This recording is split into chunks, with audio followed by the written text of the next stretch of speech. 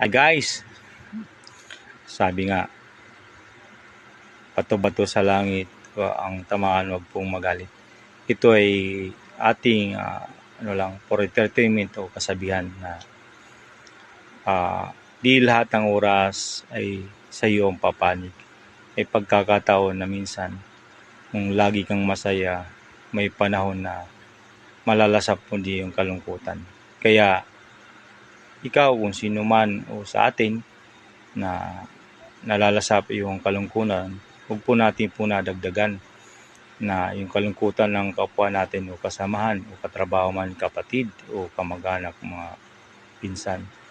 Huwag na po natin dagdagan na imbis tulungan natin, suportahan natin na malagpasan kung anong kalungkutan meron siya, or libangin po natin siya para hindi po niya yung kalungkutan maibsan man lang po sa panahon ng oras kung saan man siya nalulungkot. Na tayo naman po na mga nakapalibot sa niya o kaibigan man yan, ay huwag naman sabihin natin na nag-iinarte lang po yung ganung tao.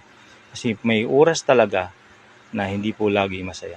May panahon talaga malulungkot niya. Kaya ano pong inaantay guys, kapag mayroon po tayo na lagi nag-happy, ay tapikin at sabihan